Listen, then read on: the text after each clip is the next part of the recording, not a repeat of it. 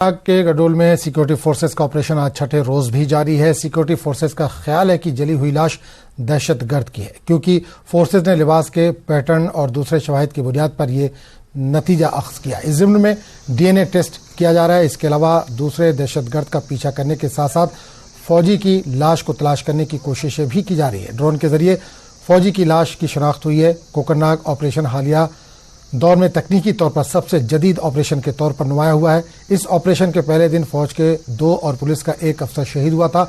Encounter की जगह के करीब सुबह से ही वक्फे से गोलियां चलने और धमाके की आवाजें सुनाई दे रही हैं।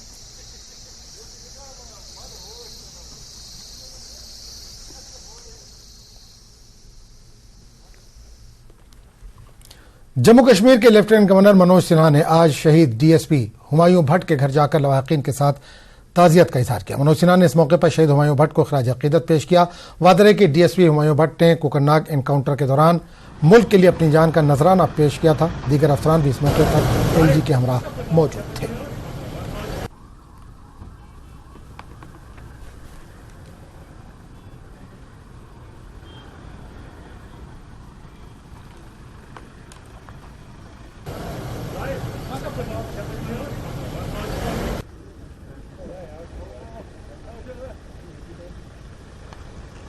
आगे गाड़ी जाएगी ना, ये मोटरसाइकिल के साथ बोला।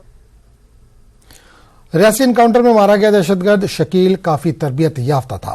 पाकिस्तान जदीद हथियारों से लैस और मार्शल आर्ट्स ट्रेंड दहशतगर्दों को भारत की सरहदी हदूद में घुसा रहा है। कमांडोज जैसी ट्रेनिंग ले चुके दहशतगर्द फोर्सेस के लिए एक चैलेंज बने हुए, लेकिन पाकिस्तान को करारा जवाब देने के लिए हमारी फौज पूरी तरह से अहल है और पाकिस्तान की हर नापाक हरकत का मुंह तोड़ जवाब दिया जाएगा।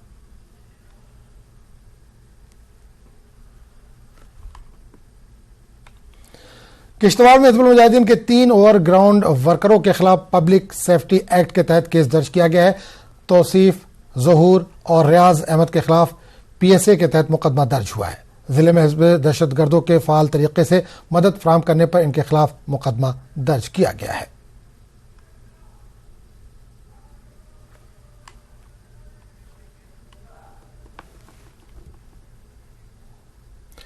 खबरों का सिलसिला जारी रहेगा, लेकिन एक छोटे से ब्रेक के बाद।